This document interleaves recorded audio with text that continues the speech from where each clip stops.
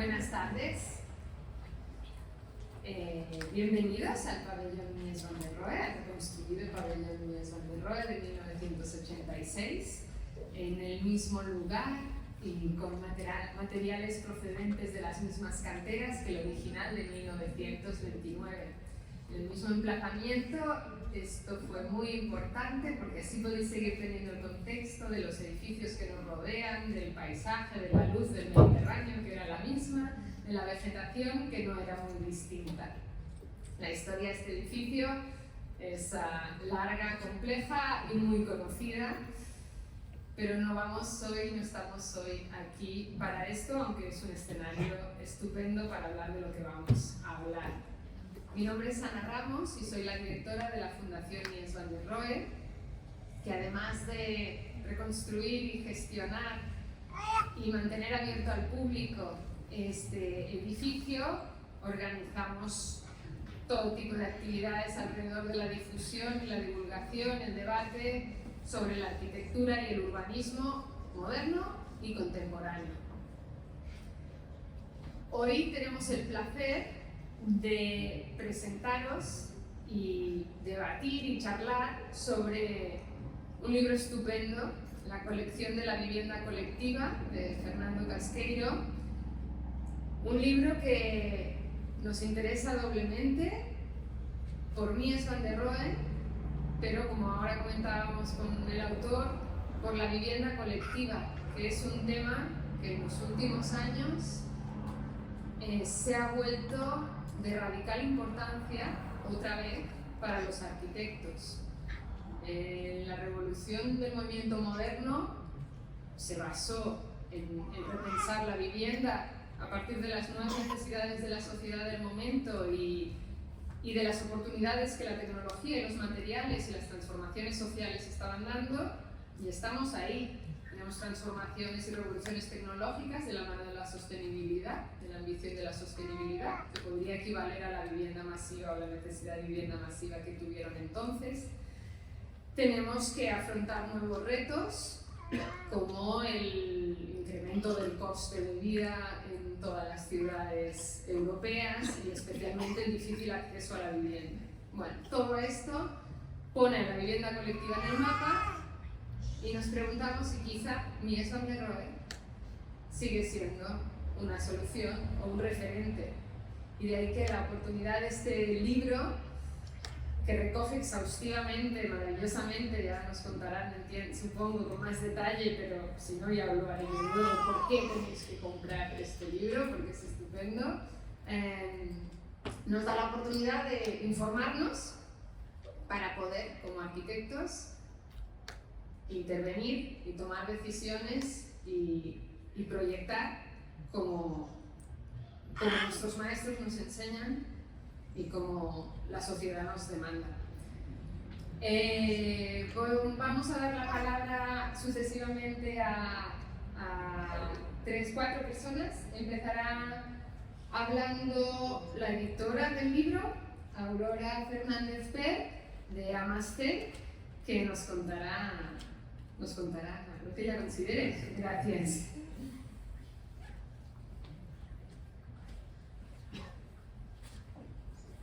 Bueno, gracias Ana y gracias a la Fundación por esta oportunidad, porque no habría un sitio mejor elegido para presentar esta obra. Y gracias a todos los que habéis venido, especialmente a los jóvenes, que me parece que es lo mejor que tenemos ahora en el mundo de la arquitectura y en nuestro futuro. Para hablar de vivienda, nosotros en Amaste ya tenemos un poco de trayectoria. Llevamos 30 años en la editorial y la vivienda colectiva. Cuando digo vivienda siempre me refiero a la vivienda colectiva. Ayer me pasó una anécdota, si queréis, que es que me mandan un mensaje de una productora española de cine súper famosa, muy oscarizada. Me dice: Ana, por favor, usted nos podría asesorar sobre dónde podríamos encontrar un tipo de vivienda como esta, y me mandan unas fotos de una vivienda individual lujosísima.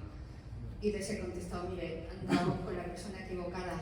Yo estoy interesada en la vivienda colectiva y les agradecería muchísimo que la visibilizaran en sus películas, porque es lo que la gente necesita ver. buena vivienda colectiva, que en España hay muchísima.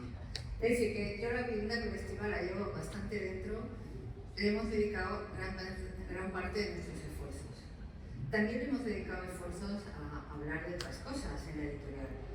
Claro, a espacio público, a edificios de usos mixtos, lo que nosotros llamamos edificios híbridos, a discutir en qué contexto estamos trabajando, qué es lo que ahora llamamos rural, en fin, hay muchas cosas. Pero la vivienda sigue siendo el centro de nuestras preocupaciones. Ahora estamos en mitad de una serie, a la que hemos llamado Generosidad, una serie sobre vivienda colectiva, porque creemos que solo desde la generosidad se puede diseñar una buena vivienda.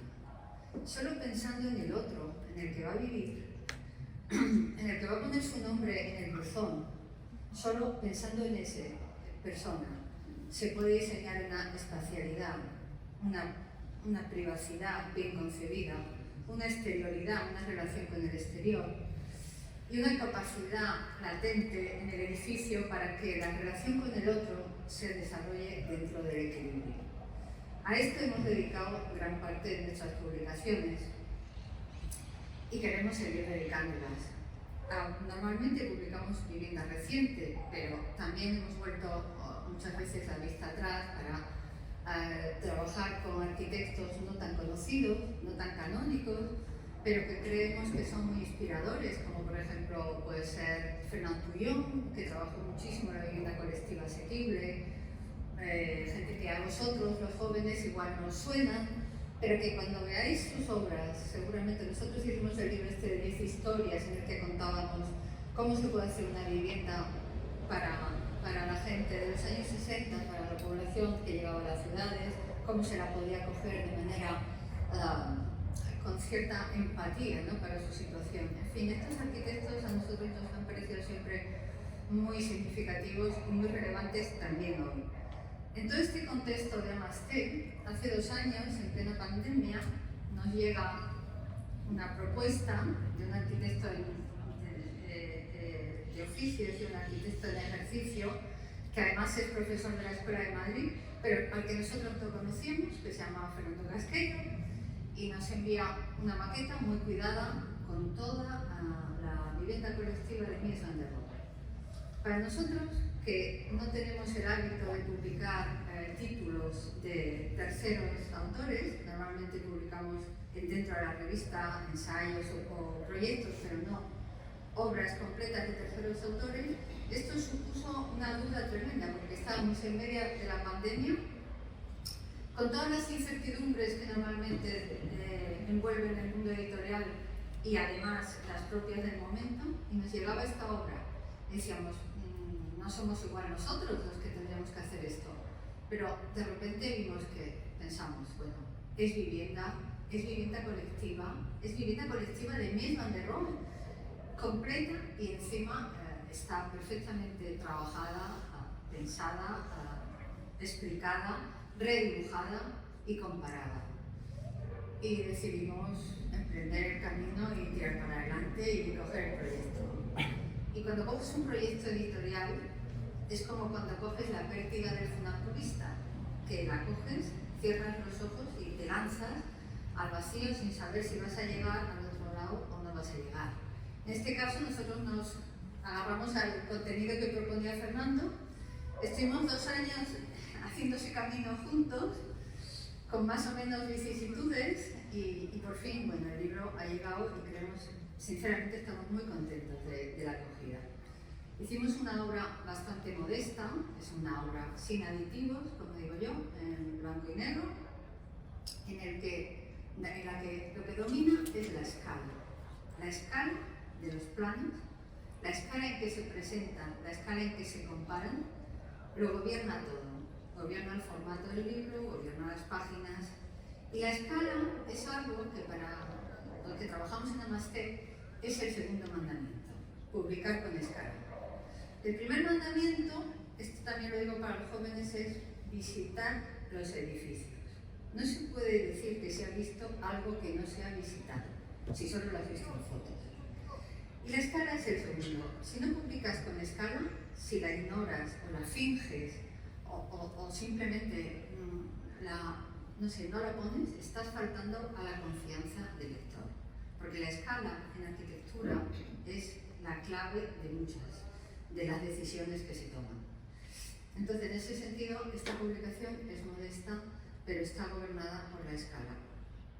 Y luego está, además de los planos, hay un texto, que es el texto que ha escrito Fernando, que Javier Mozas y yo, que somos las personas que hemos estado al cuidado de la edición, pues nos sorprendió mucho, porque uno está esperando una loa, una admiración rendida cuando se habla de Mies.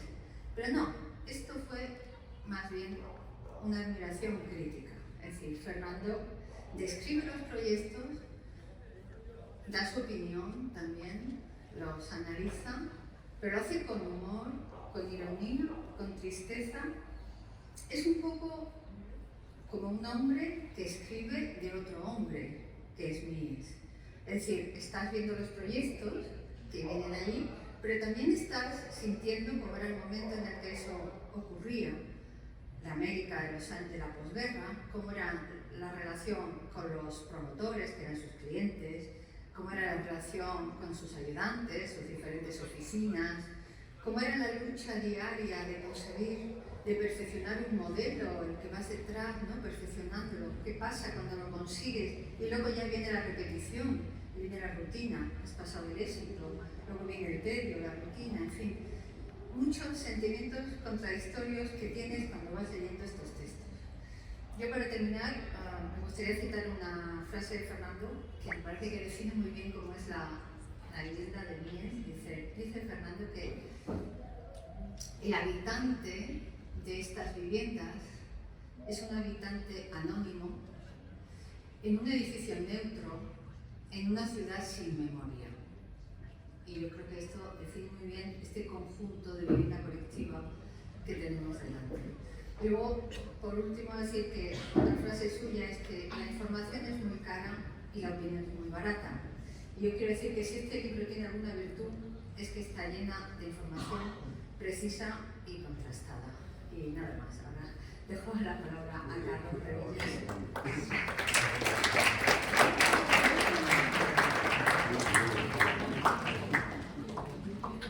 Buenas tardes a todos. Muchas gracias a la Fundación por organizar este evento en semejante escenario como colofón final de todos estos años de investigación. Yo quería hablar de lo que ha supuesto para nosotros esta investigación en la que ha derivado esta publicación. Una investigación en la que nos adentramos allá por marzo de 2015, hace ya 8 años, siendo yo todavía estudiante, junto con Fernando y los otros dos colaboradores que no han podido venir hoy, Nicolai Ilkov y Luis Miguel Sanz, los cuales ninguno de nosotros habíamos participado tan activamente en una investigación de este calibre, tan ambiciosa en su enunciado y desconocida en su fondo. La mayoría de nosotros conocemos las obras emblemáticas de Mies, desde este mismo pabellón que revolucionó la arquitectura hace ya casi un siglo, pasando por la Casa Farnborough, la Casa Tugendhat, los edificios de oficinas o culturales, tanto en Estados Unidos como en Canadá. Pero el propósito de este libro era recopilar absolutamente todas las obras construidas y no construidas de vivienda colectiva que hubieran tenido suficiente desarrollo en la oficina de Mies como para poder esbozar de una forma fehaciente al menos una propuesta de planta tipo o una planta de implantación. La primera y buena recomendación de Fernando para ir adentrándonos en el mundo de Mies van der Rohe fue leer la biografía que escribió Franz Schulze, de la cual recomiendo bastante, mucho más ilustrativa que el autor. Bueno, pero sin querer. Más ilustrativa decía que la autobiografía que publicó el propio Mies junto con Bernard Glaser. Esto sirvió de buena base para comenzar esta especie de actividad detectivesca que es la investigación, familiarizándonos con el personaje, sus circunstancias personales, con el contexto histórico que definitivamente iba a marcar su arquitectura. Estudiar a Mies implica aproximarse a una cantidad ingente de bibliografía dedicada a su obra. Sin embargo, uno pronto se da cuenta de que gran parte de la bibliografía se centra en descripciones someras de su obra más emblemática, donde prima la fotografía en gran formato, junto con plantas de escaso tamaño que dificultan un estudio detallado. Esto implica también que no podamos acercarnos al completo a su obra, ya que siempre nos viene filtrada. Un aspecto de esta investigación que queríamos conseguir, que hemos conseguido yo creo, es alcanzar el mismo nivel de detalle y dedicar el mismo esfuerzo de investigación a todas y cada una de las obras que fuéramos capaces de documentar.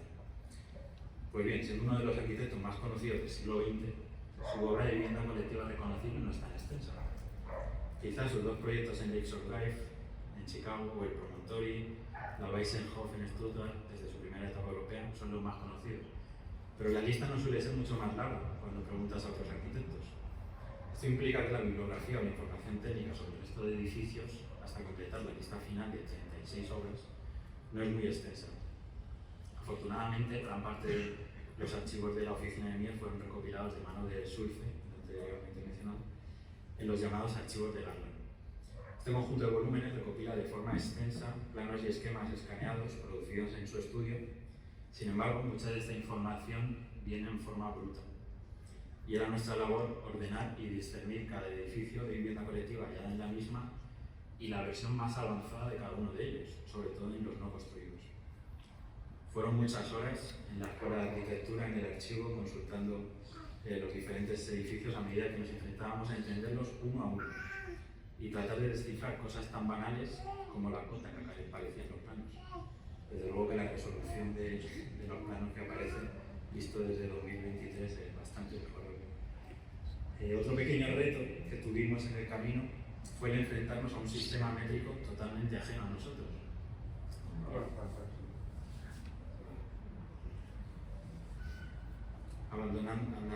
Abandonamos rápidamente ya en el tercer edificio de la colección los metros y los centímetros para pasar a hablar constantemente de pies y pulgadas. Y es que cuando Mies emigró a América, ya con 52 años, fue cuando comenzó su mayor frenesí constructivo en cuanto a vivienda colectiva se trata. De hecho, pasaron 20 años desde que construyó la Weissenhof en Stuttgart hasta su siguiente edificio ya en Estados Unidos, el Promontory. Por lo tanto, prácticamente la totalidad de los edificios que se encuentran en el libro fueron construidos en América. Hecho muy relevante en el desarrollo de su plan de tipo, por la configuración urbana de las ciudades estadounidenses comparado con las europeas, con espacios urbanos mucho más amplios, el dominio absoluto del vehículo y la aplicación de nuevas soluciones técnicas. De hecho, en el libro se incluye en la parte final un anejo detallando y explicando cada uno de los avances técnicos que fueron incluyéndose en las viviendas desde finales del siglo XIX, que fue cuando nació Mies, hasta los años 60. Desde algo tan cotidiano para nosotros como puede ser el hormigón armado o los ascensores, que los primeros proyectos europeos nos incluían, hasta los nuevos vidrios laminados, los tubos fluorescentes, pasando por los cambios en los usos de la vivienda, como la inclusión del televisor, teléfono, aire acondicionado, el acceso a las viviendas desde el vehículo. Nuestra labor, como decía, fue redibujar todos estos edificios que ya conocíamos entre los tres colaboradores, racionalizando cada una de las medidas que introducíamos en el dibujo y haciendo no pocas reuniones con Fernando para decidir si la luz entre ejes de pilar en un proyecto eran 20, 21 o 22 pies. Verdaderamente el estudio de cada edificio era muy profundo, llegando a descubrir nuevos elementos en cada revisión que hacíamos de cada uno de ellos. A la vez, continuábamos por un lado explorando la bibliografía.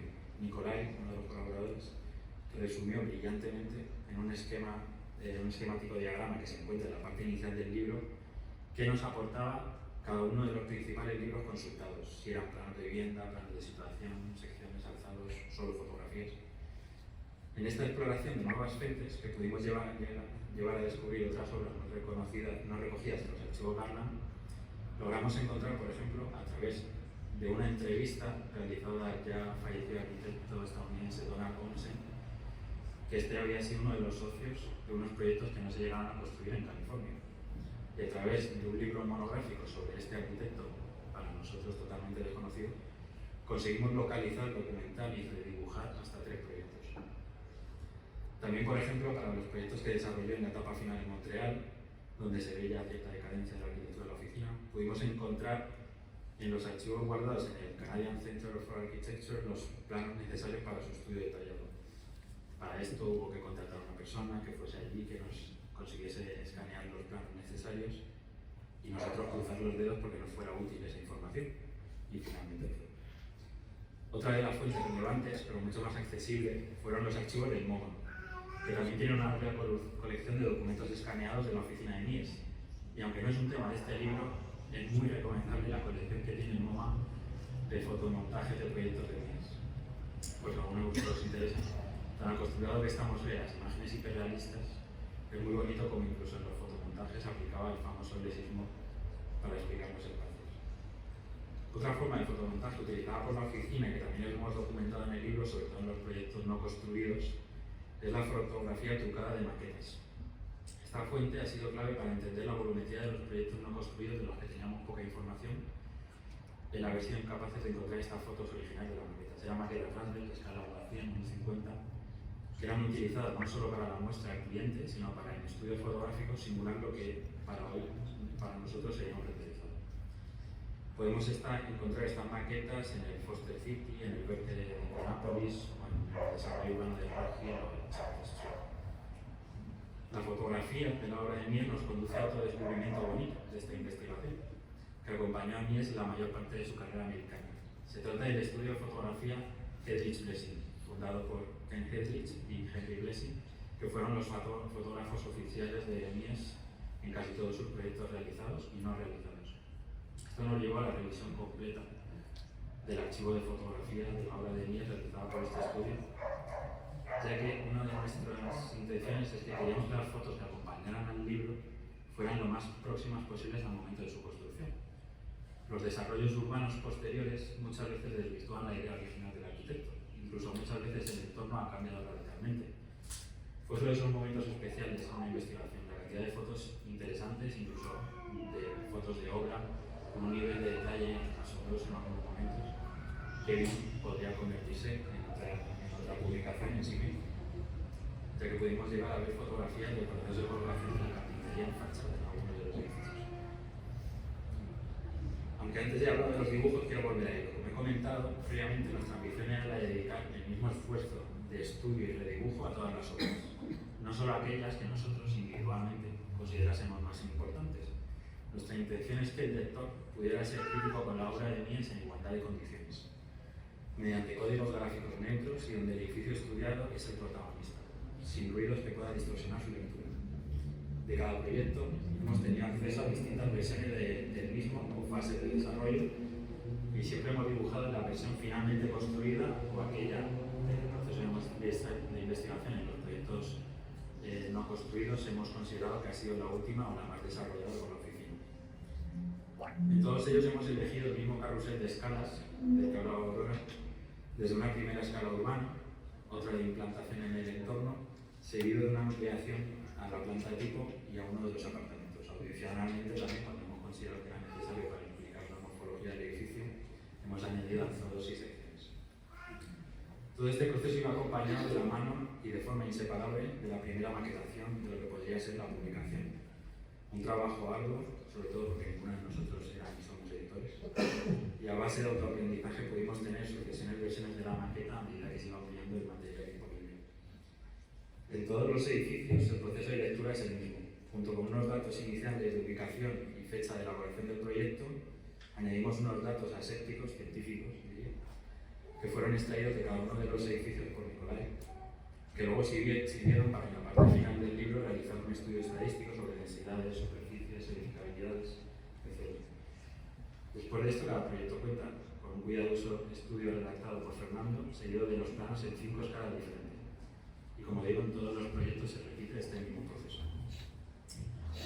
Al final del libro hemos realizado unos mapas que consideramos sumamente interesantes, a modo de resumen comparativo de los proyectos, donde se puede ver en un mismo vistazo las diferentes configuraciones de implantación en parcela, planta tipo, apartamento tipo.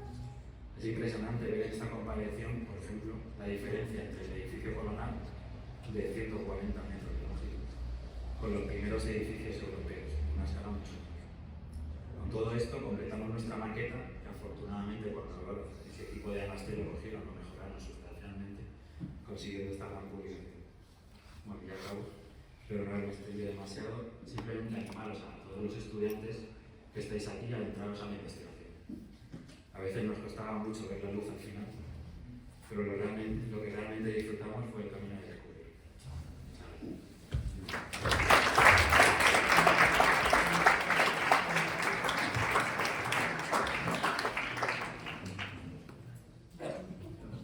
Buenas tardes. Es un honor estar aquí para mí es una gran sorpresa. Yo soy Nicolás Lauri y soy compañero del profesor Casqueiro. Coordino el grupo de investigación al cual pertenecemos desde hace 20 años y doy clases con él en la escuela de hace aproximadamente 30 años. Él es un poco mayor que todos creemos. Y más sangre, por supuesto. El rigor que hay en este libro es el mismo que aplica en la escuela, como sabéis todos los que estáis por ahí detrás, y es algo que se ve en todo el libro. Su relación con Mies es larga, ¿no? Hizo su tesis doctoral sobre Mies, sobre otro tipo de edificios, y recuerdo que hace 10 años hicimos un viaje a Chicago y fuimos a ver algunos edificios de vivienda, y recuerdo aquel viaje viendo los edificios diciendo, pues este no está tan bien, este no quiere. Fue un viaje que entiendo que dio pie a su interés, porque Fernando es un poco obsesivo, ¿no? Entonces entiendo que vio aquello y dijo, yo quiero hacer algo que explique esto de una vez. Bueno, volviendo un poco al principio, ¿no? El grupo de investigación, Fernando. La hipótesis, el método reproducible, referencias, análisis, crítica y conclusiones. Y con eso tenemos una investigación. Este texto es una investigación en toda regla, Fernando, no hay ninguna duda. Claro, la pregunta es, y creo que lo has planteado tú, ¿realmente sirve para algo?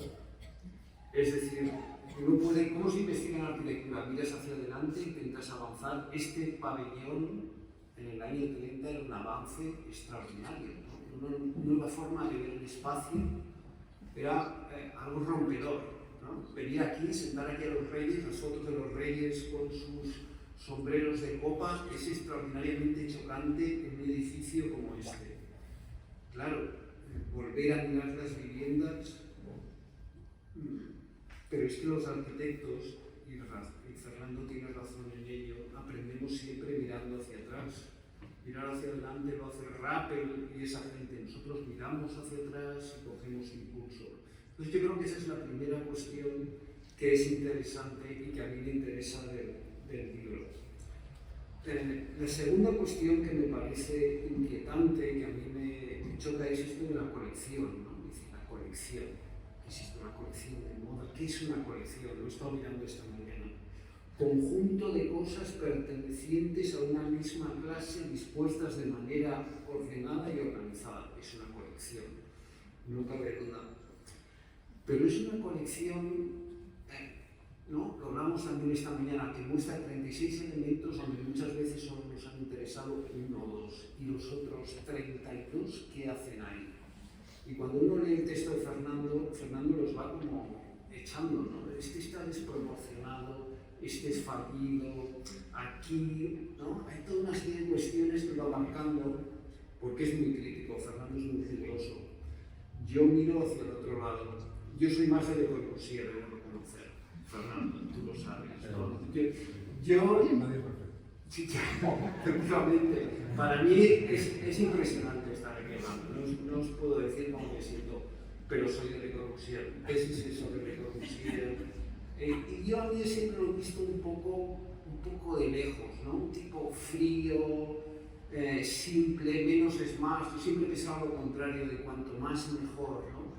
Pero en esos proyectos que nos va enseñando está la desproporción, está lo fallido. Hay un proyecto con balcones que yo le veía, Fernando, mira, hizo uno con balcones. Y Fernando decía, eso no vale. Y decía, a mí este es el que me interesa, ¿no? Y creo que en ese texto se pueden encontrar esas desviaciones que quizás en un mundo más contemporáneo son muy interesantes, Fernando. A mí me interesa. Y cuando veo el texto que dices, y esto está mal, digo, Fernando, ¿qué estás diciendo? Pero nos das la oportunidad de discutir contigo y creo que eso es muy interesante. Para mí sería un sueño encontrar más proyectos de Le Corbusier, ¿no? Es decir, levantarte un día, han descubierto 3 días más, ¿no? Pues este libro es ese sueño, ¿no? De repente han aparecido proyectos de Mies que no se conocieron. Creo que eso es es el sueño de alguien que ama a Mies, ¿no? Rem Koolhaas dice que él no conoce a Mies, él ama a Mies. Bueno, pues Fernando está claro que también.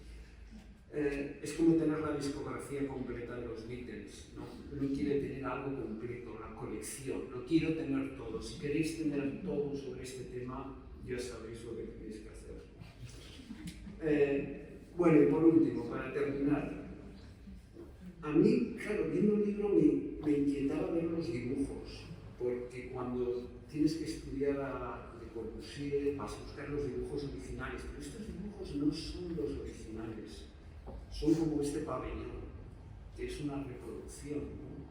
Son una delicada y precisa reproducción en el estilo de Mies. Eso me parece inquietante, pero sé que viniendo de Fernando, probablemente Mies en su vida ha probado. O sea que eso también me parece inquietante, pero me fío de Fernando, sé que estará bien. Y hay otra reflexión que me parece interesante ver en los 36 edificios, ¿no? Creo que dentro de esa colección, aunque parezcan muy similares, podemos encontrar la forma como producto de la técnica en una parte y la forma como reproducción, ¿no? Es decir, esta mañana estábamos viendo el mapa, que es una reproducción de la forma, y estábamos viendo el sanatorio antituberculoso, que es una producción de la técnica. Pues dentro de este libro, mágicamente hay que descubrirlo, en qué partes el producto de los proyectos es el resultado del avance de la técnica y del progreso, y en qué partes son solo forma, al final son solo estilo. Pero incluso dentro de esto del estilo, nosotros ya, que somos todos un poco, hemos pasado por la posmodernidad, aunque ahora estamos dentro de la objetividad, superobjetividad, pero bueno, todavía somos un poco más modernos, también nos interesa esos proyectos que tienen la forma como estilo. Bueno, felicidades, Fernando, y gracias por dejarme hablar en este sitio. Claro,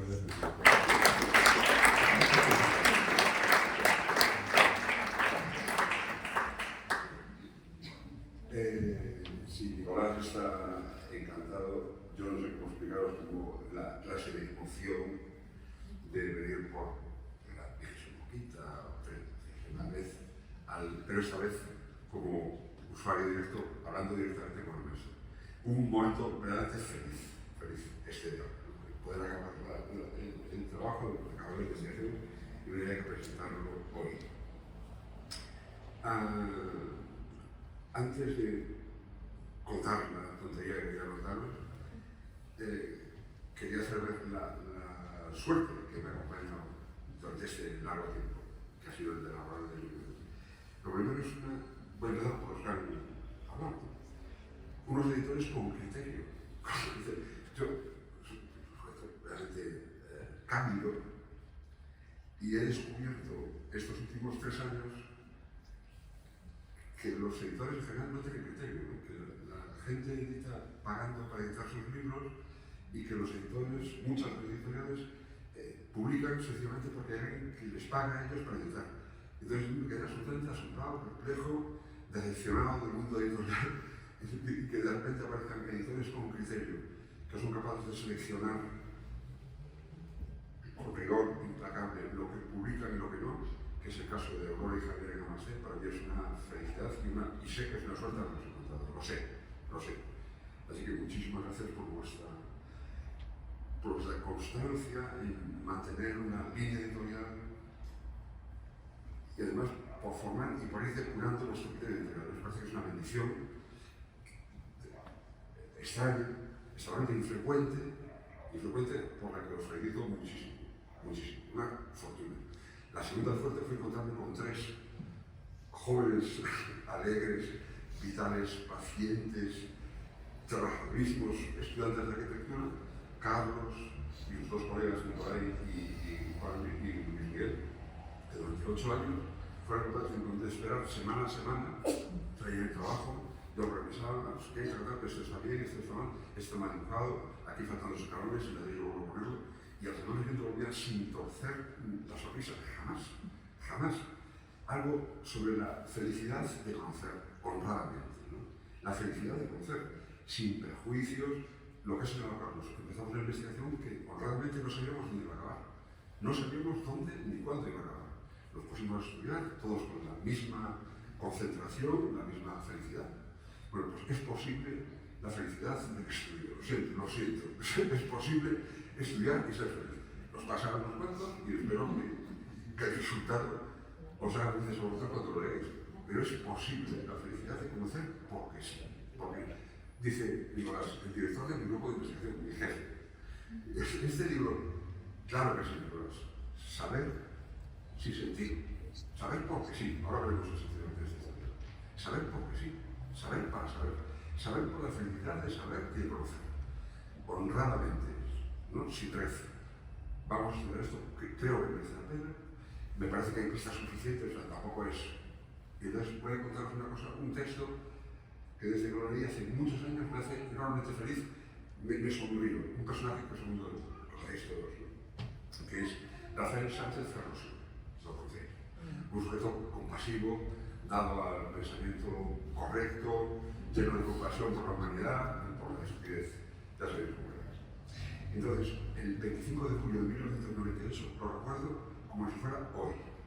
Un texto de estos que aparecían en la página 10 o 11 del País, estaba el hombre hablando de un señor que había hecho un tratado de cómo tocar las castañuelas. Esto es corta la vida. Es una cosa que esperas a cualquier español. Voy a hacer un tratado de castañuelas. El texto se llamaba Cultura para qué.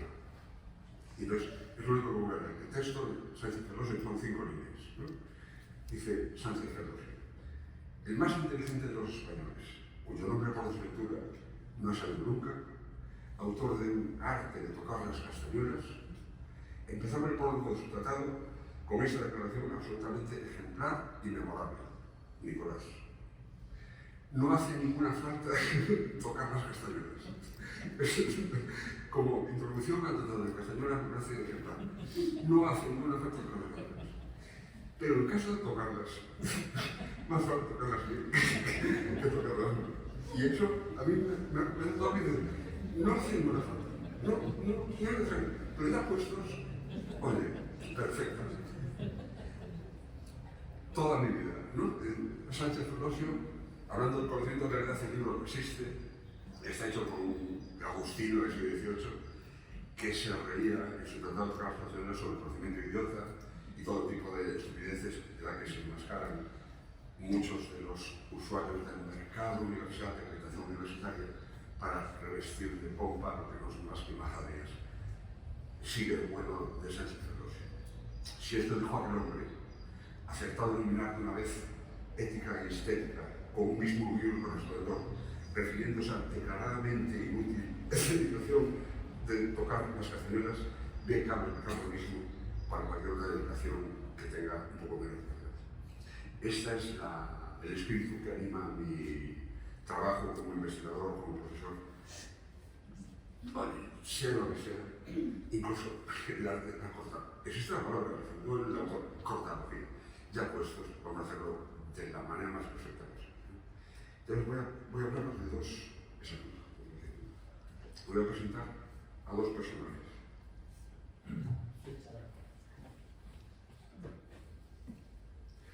Este señor se llama, es un muchacho brasileño, se llama Gabriel Medina Pinto Ferreira, nacido en 1993, campeón mundial de surf en 2008, 2014, 2021, mide 1,80 m y pesa 68 kilos. Su ocupación es desplazarse sin mucho sentido. No sabe cuándo va a aparecer la ola, puede estar esperando por la ola un rato, 2 días, ir a nadar, volver, no haber montado la ola, esperar que venga una ola y desplazarse ágil y ligero sobre la superficie del agua, haciendo una figurita meramente relevante, se acaba y vuelve a esperar que venga una ola y luego volverá a acompañar la siguiente. este otro notable ciudadano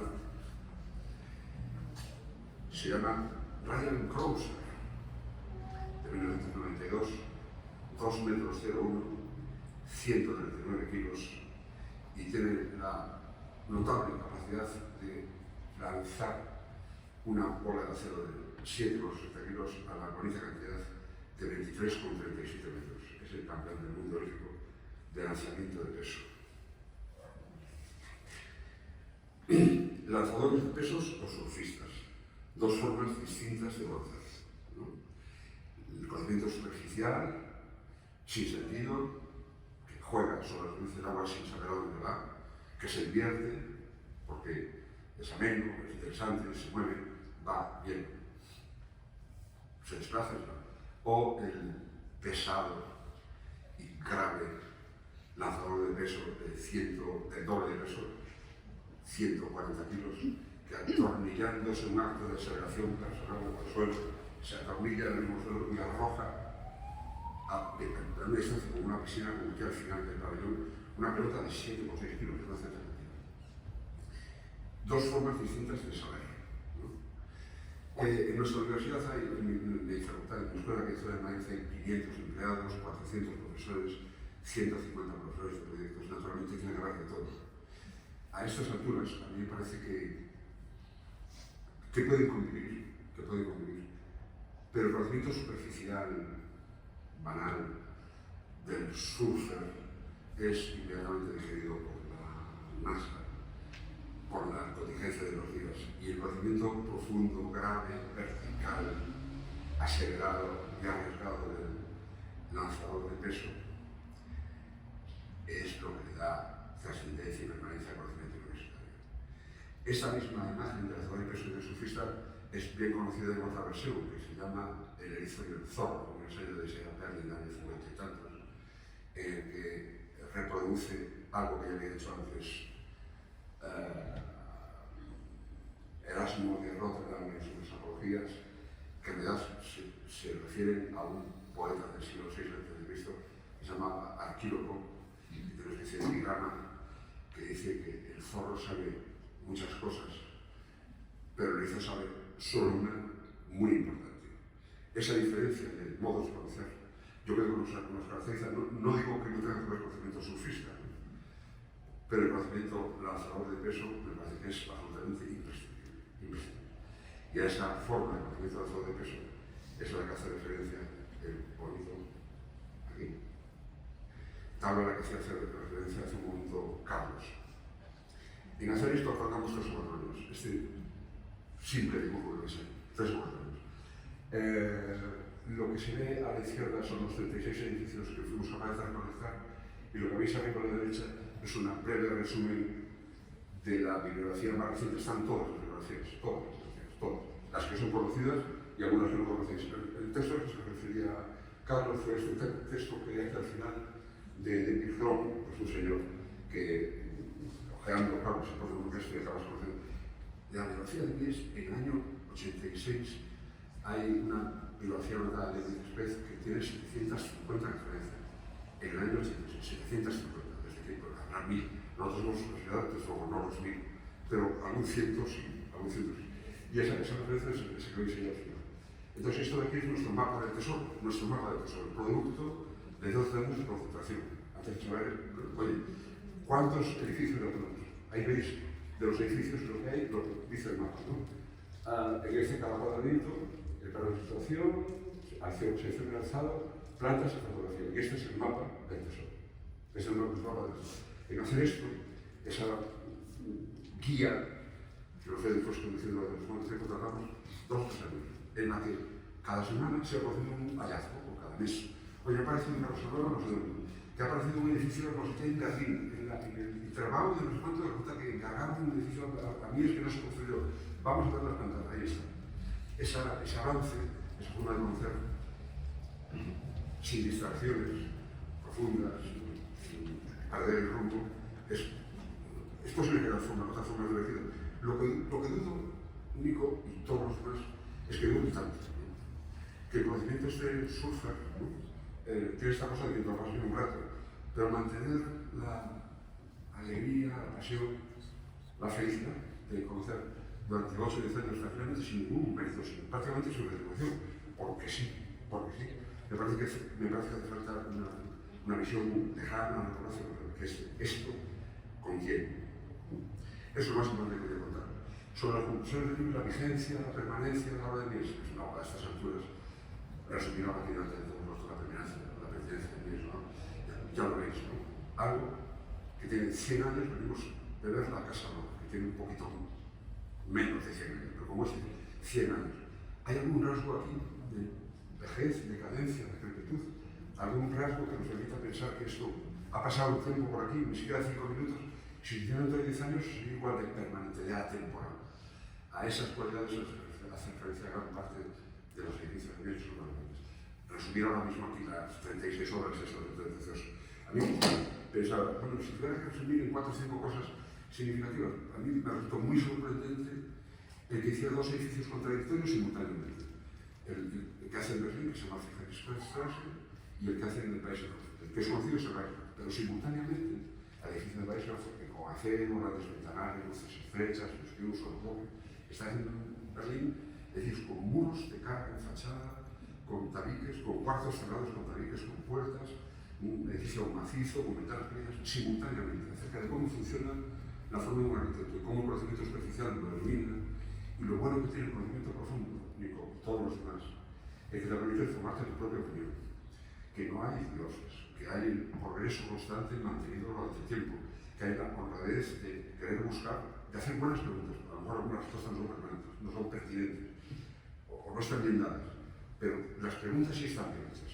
Y se ve durante el tiempo, por eso en algún momento me han comentado estos días también para una revista, ¿cuál edificio te parece más relevante? A mí, ahora mismo, lo más relevante es la aventura de ese no tan joven arquitecto de 42 años que empezó a progresar y ese anciano arquitecto de 86 que se va a morir toda la vida pensando en lo mismo. Entonces, lo bueno que tiene estudiarlo es que también te va a verlo entero de una sola vez.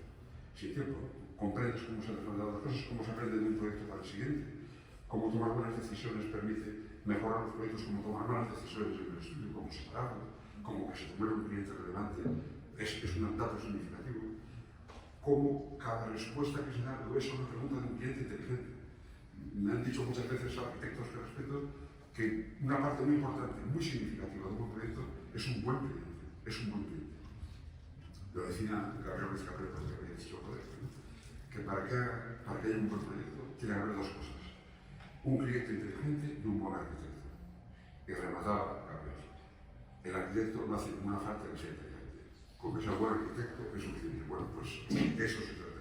Y eso es lo que se ve a lo largo de los 22 edificios, de los 36 edificios sobre la felicidad, la valentía de poder plantear buenas preguntas, y no perderse en el camino de encontrar respuestas adecuadas, a veces equivocadas, y el recorrer, cuando lo has estudiado en un solo segundo, toda la vida de ese hombre, durante casi 80 años, 83 años, 40 años de educación de vivienda, de una sola mirada.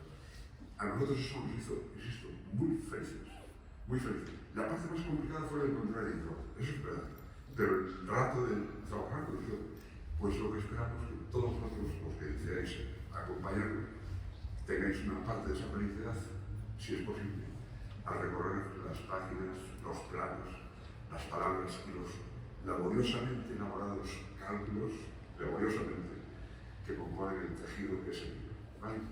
Pues nada más, señores. Ya está.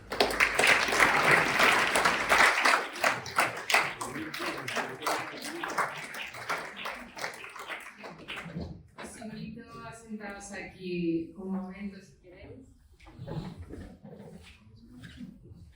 para que podamos dar oportunidad a un turno de pregunta o de repregunta entre vosotros.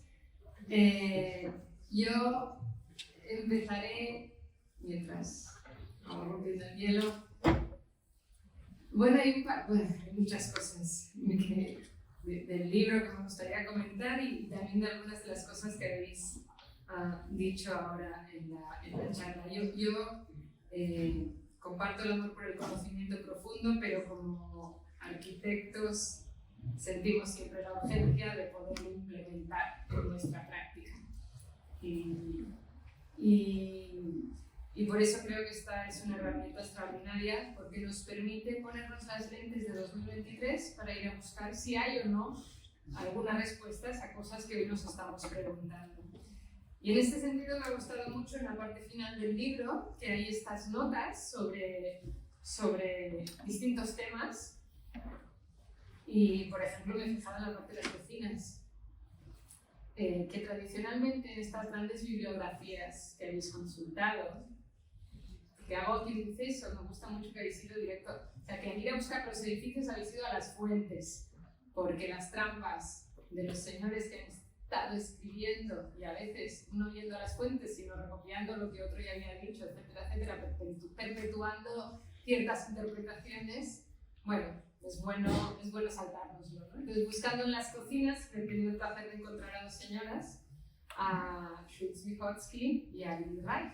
Lili Reich fue la socia de Mies van der Rohe durante prácticamente 14 años, desde la Weissenhof de Stuttgart hasta el 38, cuando él se fue.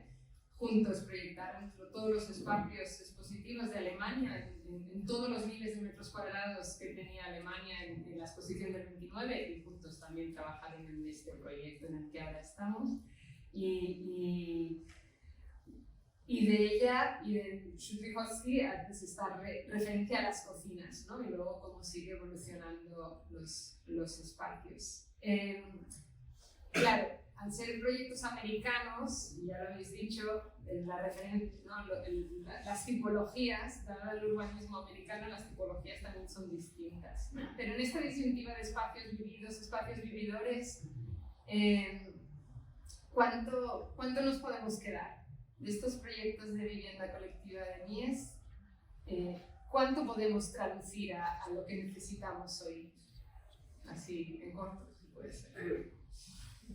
Vamos a ver, desde que el año 2010 se aprobó la Directiva Europea para la reducción de gasto energético y emisiones de consumo nulo, la rutina,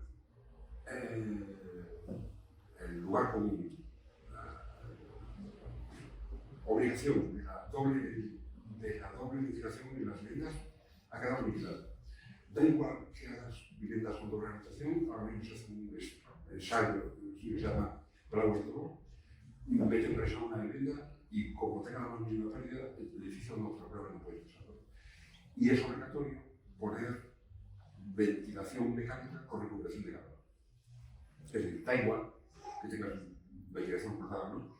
El edificio tiene que tener toda su vida, los edificios de interrogación, toda su vida, ventilación mecánica forzada con recuperación de calor. Es decir, como la doble ventilación ya no es relevante, los 10 a 12 metros de fondo, que son los obligatorios de fondo para la vivienda colectiva contemporánea en Europa, ya no son un dogma y podemos empezar a liberar el fondo edificable hasta donde queramos. Ya sabes que he elaborado por mi director del grupo de Corbusier, la unidad de habitación tiene como 23 metros de fondo y los de Mies son de 21 metros. Entra perfectamente el tipo edificatorio en un requerimiento contemporáneo, que es que hay que ventilar mecánicamente y hay que recuperar calor. Digamos que este edificio, no hay que hacer, a este tipo americano, no hay que hacerle nada más. Nada más. Después, con respecto al programa y a la forma de vida, lo que se lee en el libro es que hay de todo. Depende de los requerimientos de los clientes, luego hay apartamentos diminutos y viviendas suntuosas de 340 y 260 metros. Entonces, un par de proyectos, uno en Montreal y otro en Chicago, de Chicago.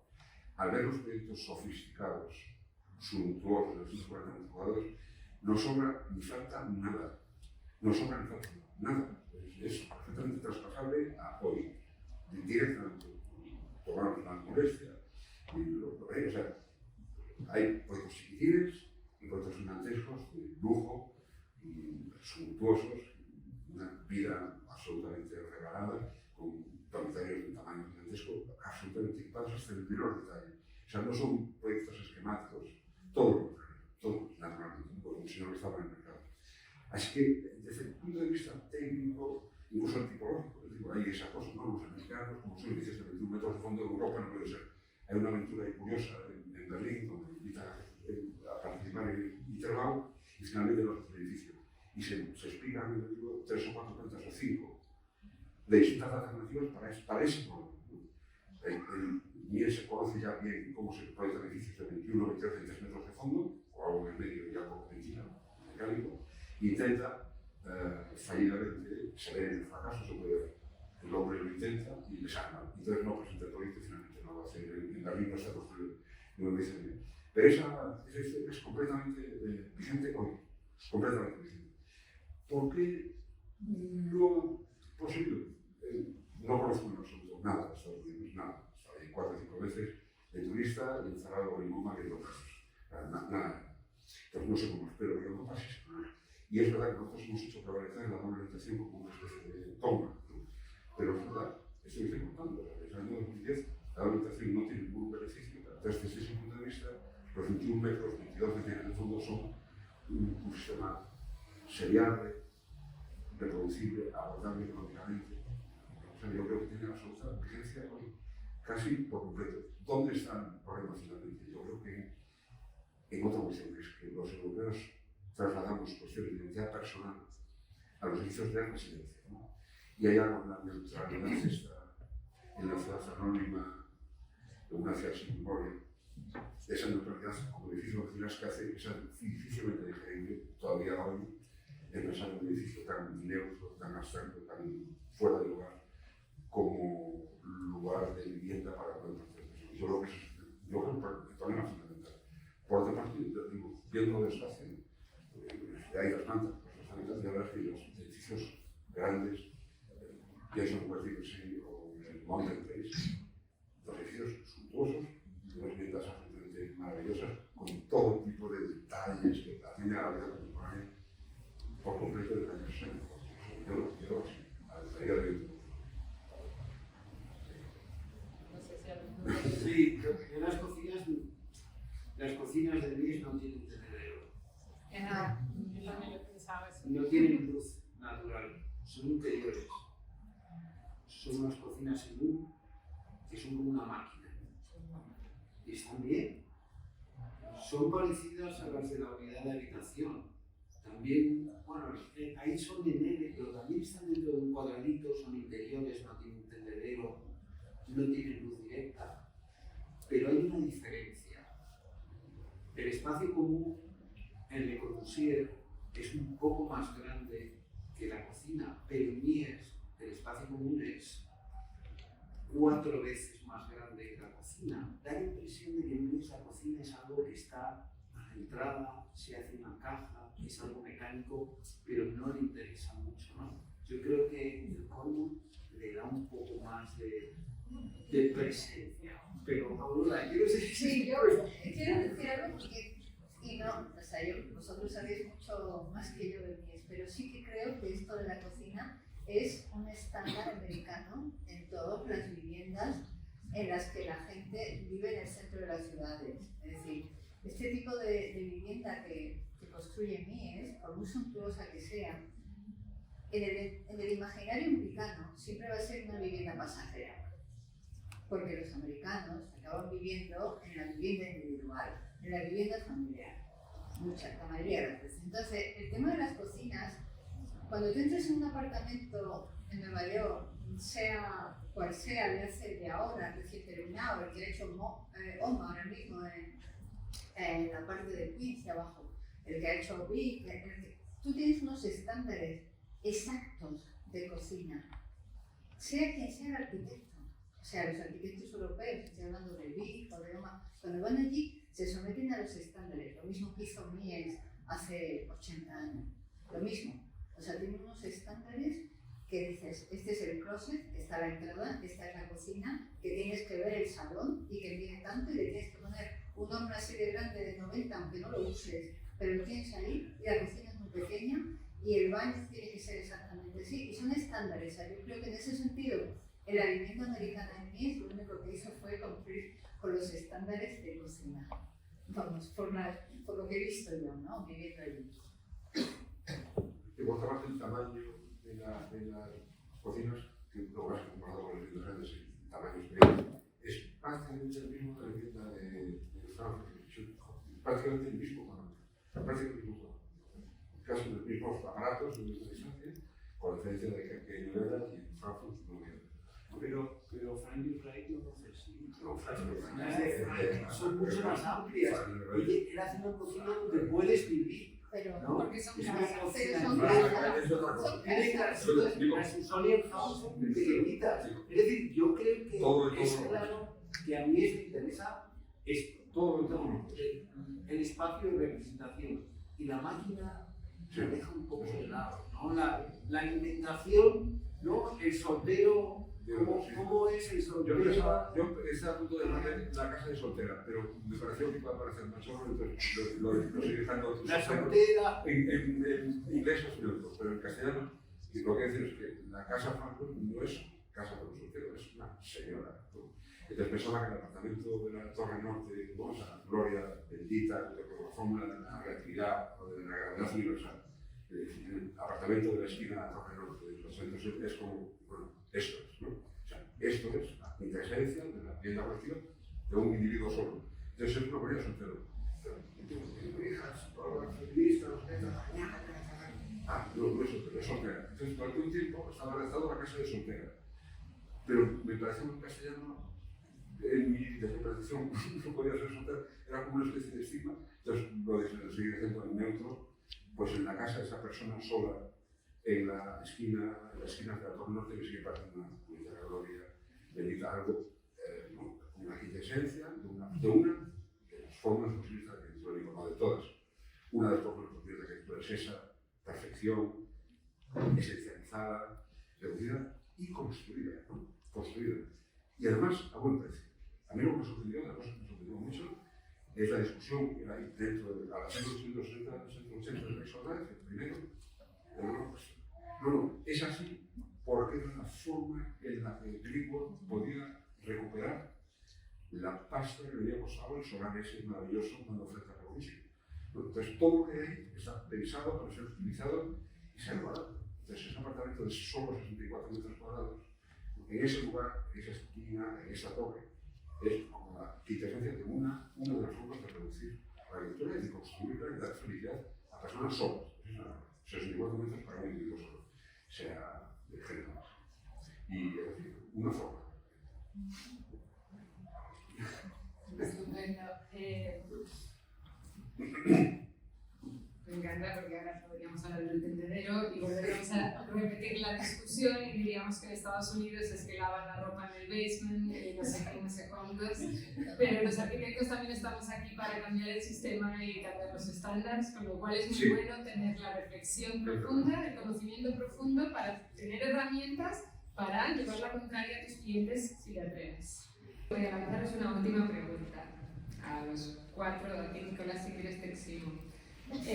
La pregunta es, ¿con qué edificios quedáis de los 36? Lo siento, la tengo que hacer. Quiero un favorito de cada uno. O si no queréis un favorito, pues el más odiado, pero uno. A Nicolás lo eximo porque no se acuerda el libro tanto. Carlos. Por ejemplo, seguramente los de Nixon Drive, por cómo se hablan entre ellos y por esa visión que hay desde el lado, que no la tendrá mucha gente en realidad, pero solo me imagino la gente que pasa por ahí por el lado de esa visión de esos edificios. Y además que fueron como los primeros como más disruptores que marcaron luego una tendencia en su obra. Pues para mí eso es un... ¿Aurora? No, a mí lo que me gusta es tener la colección. A mí que no me la toquen porque lo que vale es la colección, que es imperfecta, es completa pero es imperfecta, pero es entera, es irrompible. Y Fernando, vamos a hacer No, yo te voy a responder. Y te voy a explicar por qué. Primero, date cuenta de que después de esto, mi colección no puede, de verdad, veo cada edificio como parte de una colección, de un collar, en el que todo tiene sentido. Sí, pero yo solo tengo dinero para ir a visitar. Voy. Lo que quiero decir es que yo no puedo tener otra colección. He visto cómo ha evolucionado el arquitecto aquel de aquel año, no sé qué, de repente llega a Chicago, te tira 20 años sin hacer nada, de repente hace el edificio promotor y se encuentra con la bendición de Henry Greenwood, no sé qué tal, y todo eso construye la obra, y yo lo veo así. Y ahora, todo el mundo valora, y está bien, ¿no? La crítica no se equivoca. El 860-880 es un edificio magistral, soberbio, luminoso, hoy estuvimos hace 10 años y seguía siendo completamente resplandeciente, ¿no? 7 metros en el arte de abajo, todos los vidrios translúcidos, todos los edificios de la zona, iluminando todo el suelo regalado a la ciudad de Chicago. La crítica no se ha tocado. Con seguridad, el mejor edificio es ese. Pero hay otro edificio, el que llama la atención, que me parece muy relevante. Y esos edificios son extraordinarios porque el suelo era diminuto. Y venían a realizar otros edificios malísimos, que se llaman Algonquin, que están ahí al lado, donde se encuentra el tío con que la distribución de 3 por 5 pilares le permite tamaños pequeños que le permiten jugar y meter los edificios ahí. Es decir, cuando los solares son pequeños, el tipo de 3 por 5 mola.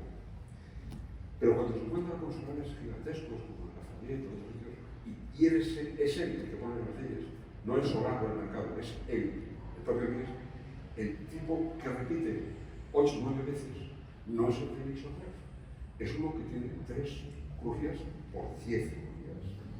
Es el que está al lado y el mejor edificio soberbio, asombroso, que yo he podido conocer estudiando esto, es el que llamamos Pavilion del Lafayette Park en Detroit. Con unos vidrios, viviendas protegidas, con unos vidrios que miden de cada casa 3,80 por 1,80. 3,80 en viviendas baratas, 3,80 por 1,80. Para viviendas baratas para señores negros del barrio, que no llaman Black Bottom, por algo.